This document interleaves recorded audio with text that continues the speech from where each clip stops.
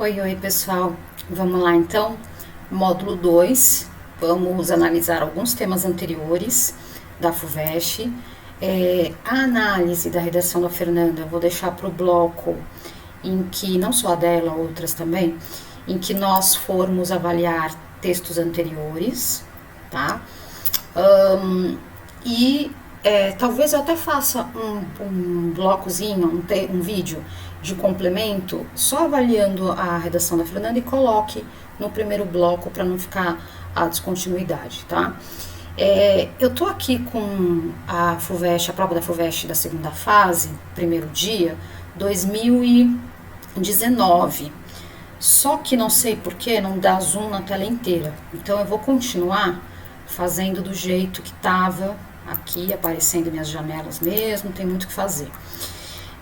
Gente, vamos ver então como que fica, né, a questão da abordagem temática da FUVEST e o que a gente pode esperar da banca, né? Voltando aqui para o tema em si, né, nós temos na última página sempre, né, a gente tem a folha o rascunho, tá vendo? Da redação, a folha principal, que fica para vocês, né, e o tema propriamente dito com a coletânea. O tema de 2019 foi: de que maneira o passado contribui para a compreensão do presente? Veja que a FUVEST não está perguntando se contribui, está perguntando de que maneira. Então, ela já está partindo do pressuposto que contribui, né? Então, esse é o pressuposto. E veja os textos de apoio. O primeiro, o progresso. FUVEST e o progresso, né? Longe de consistir em mudança, depende da capacidade de retenção. Quando a mudança é absoluta, não permanece coisa alguma a ser melhorada e nenhuma direção é estabelecida para um possível aperfeiçoamento. E quando a experiência não é retida, a infância é perpétua.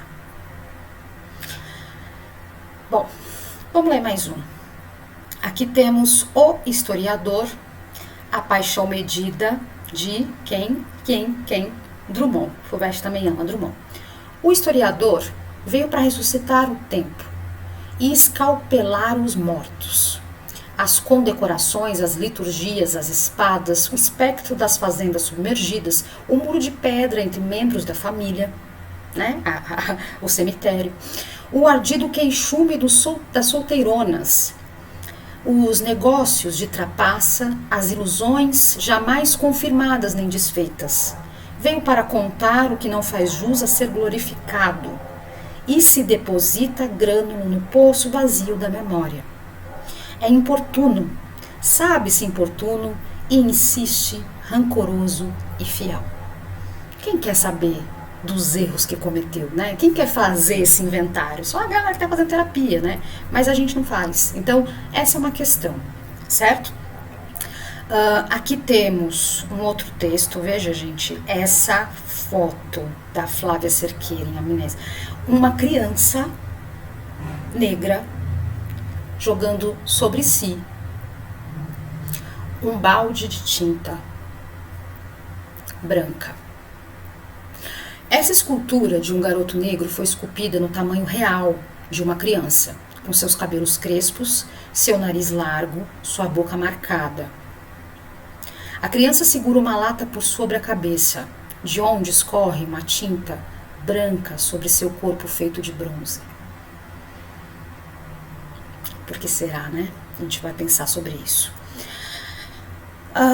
A minha vontade, com a raiva que todos estamos sentindo, é deixar aquela ruína, o Museu Nacional, depois do incêndio, como memento mori, como memória dos mortos, das coisas mortas, dos povos mortos, dos arquivos mortos, destruídos nesse incêndio. Eu não construiria nada naquele lugar e, sobretudo, não tentaria esconder, apagar esse evento, fingindo que nada aconteceu e tentando colocar ali um prédio moderno, um museu digital, um museu da internet. Não duvido nada que surjam com essa ideia. Gostaria que aquilo ali permanecesse em cinzas, em ruínas, apenas com a fachada de pé, para que todos vissem e se lembrassem. O memorial. Eduardo Viveiros de Castro, Portugal, né? Público. Vamos lá. Articular historicamente o passado não significa conhecê-lo como ele foi de fato. Significa apropriar-se de uma reminiscência, tal como ela relampeja no momento de um perigo. Walter Benjamin, sempre. E a pergunta que é feita para vocês: de que maneira? E de que maneira esse passado pode contribuir, né? De que maneira ele contribui, mas o que a gente precisa fazer para ele contribuir? É uma pergunta que antecede a feitura aqui desse texto. O passado vai contribuir para o presente e para o futuro quando a gente o visita, se apropria dele, o examina, reflete sobre ele.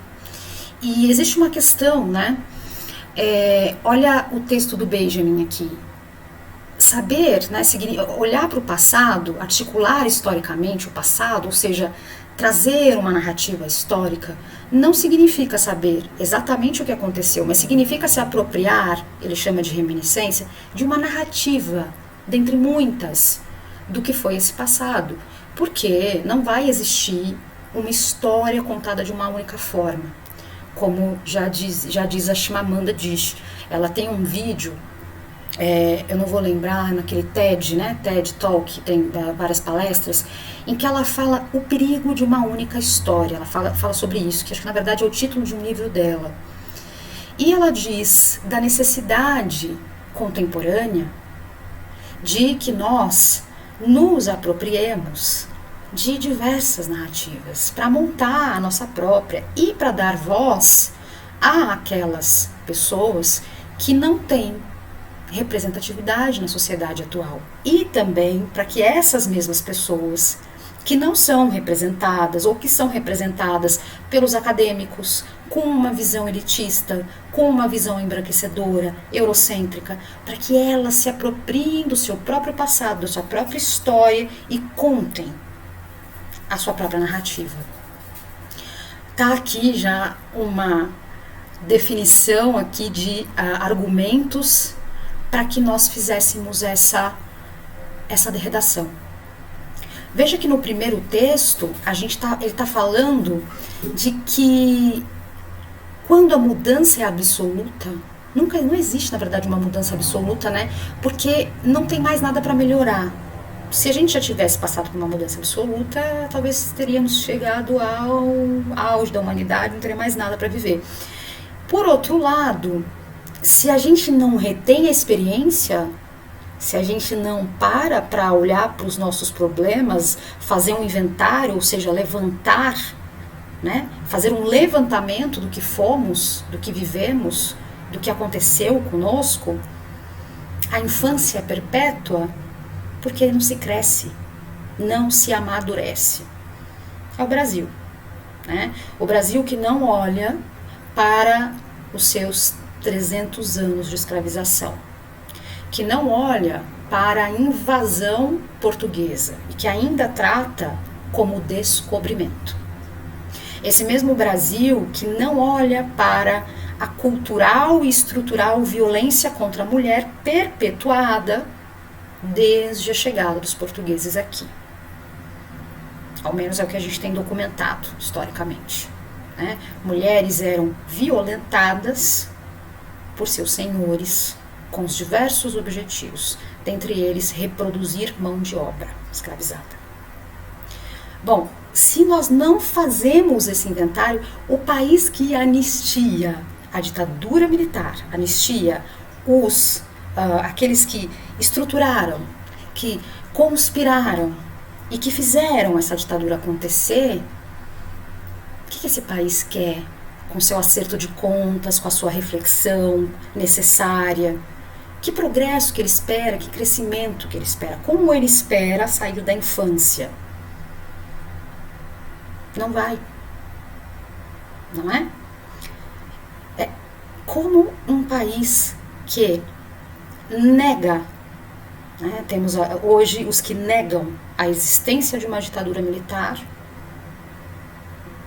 ou anistiam os responsáveis, né, ou anistia os responsáveis, no caso, o Brasil. O que esse país quer com o crescimento? Para crescer, a gente tem que reter significados, reter memória, aprendizados, acumular. É assim com a criança, não é? A criança nasce um papel em branco e ela vai aprendendo, ela vai olhando para o mundo, ela vai descobrindo coisas, ela vai se desenvolvendo, ela vai imitando, até que ela vai se tornando um ser cheio de conhecimento, de significados, muito único, muito próprio. Mas, sem esse processo, se a gente tira dessa criança a memória dela, o que sobra? Só os gestos automizados, só aqueles que são mecânicos? Porque é na memória que ela vai, às vezes de maneira inconsciente, para resgatar o que ela já aprendeu. Para saber que aquele cheiro é da mãe, que aquela voz é do pai, que aquela fruta é doce, aquela outra é azeda. Certo? Então o que a FUVEST questionou aqui foi: então, meu povo, de que maneira? E veja que não por acaso foi em 2019. O que estava acontecendo nesse ano, 2019, janeiro? Foi mais ou menos assim: ei, vocês estudam história? Vocês olham para o passado, aprendem com ele, registram, levantam, refletem, questionam ou não? Então, a pergunta que é: de que maneira? E daí a gente pode responder elaborando as diversas narrativas possíveis, levantando essas narrativas com o máximo de fidelidade, sem a pretensão de reconstruirmos o fato, porque isso dificilmente vai acontecer. Dar às diversas narrativas o seu espaço devido. O que significaria essa criança ter orgulho e não se sentir oprimida pela cor de sua pele? Não é?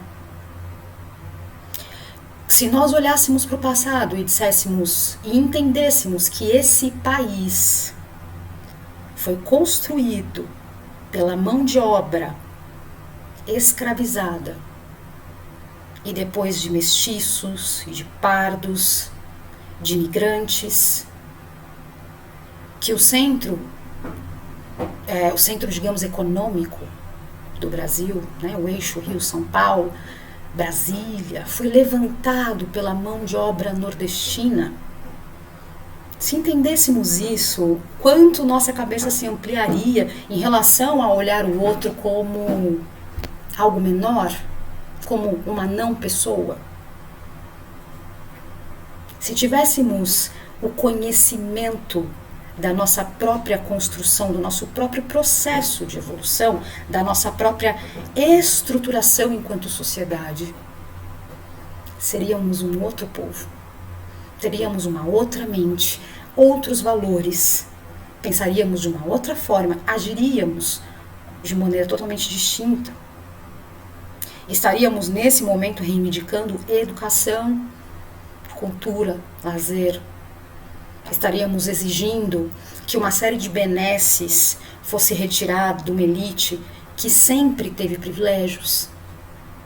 Né? E daí a gente começa a pensar nessa ideia de, e que também é um bom repertório para vocês, essa passagem de um estado de privilégio, um estado absolutista em que o rei era um eleito por Deus e detinha todos os poderes, né? O rei não erra, para esse estado de direito que supostamente aconteceu com o advento da Revolução Francesa em 1789. Mas nós vamos entender que esta revolução aconteceu para algumas sociedades, na verdade, alguns países. Que essa revolução de direitos, essa democratização dos direitos, ela chegou para o eixo Europa, Estados Unidos. E que talvez um Estado de direitos ainda seja uma construção para a periferia do capitalismo. Uma construção constante. Veja quanta coisa a gente começa a absorver e entender quando nos apropriamos do passado, das diferentes narrativas possíveis que esse passado tem, e como ampliamos a nossa cabeça quando a gente começa a ouvir a história do outro, o passado do outro, a história de um povo. Pararíamos, por exemplo, de condenar o continente africano ao processo de escravização. Pararíamos de fazer esse paralelo, né, de que os povos africanos eles passam a existir quando são sequestrados por europeus e obrigados a trabalhar de forma violenta. E aí passaríamos a entender que, se quiséssemos ir a fundo e pesquisar outras narrativas, que havia uma história, que eles têm uma história, uma cultura grandiosa, né, de milênios, quiçá muito mais longe no tempo, que vai muito mais longe no tempo do que a nossa, né, a cultura americana, a europeia, mas que esse processo foi apagado da memória coletiva, da história. Em Terra Sonâmbula, só para a gente fechar, Mia Couto faz além de outros, essa reflexão. O menino Mundinga, ele é um menino sem memória, né? Não por acaso, ele representa um povo cuja história, cuja cultura, cujo passado grandioso foi apagado em nome de um projeto político e econômico que nós já sabemos qual é. Ok? Bom, gente, por agora é isso, mas nós temos o próximo bloco falando do tema de 2020, que é o papel da ciência no mundo contemporâneo. O que a FUVEST estava esperando versus o que boa parte dos candidatos e candidatas fizeram. E que você, já tendo esses toques, vai olhar para sua coletânea de uma outra forma e vai saber qual que é a linha de raciocínio, qual que é a crítica que está sendo feita ali.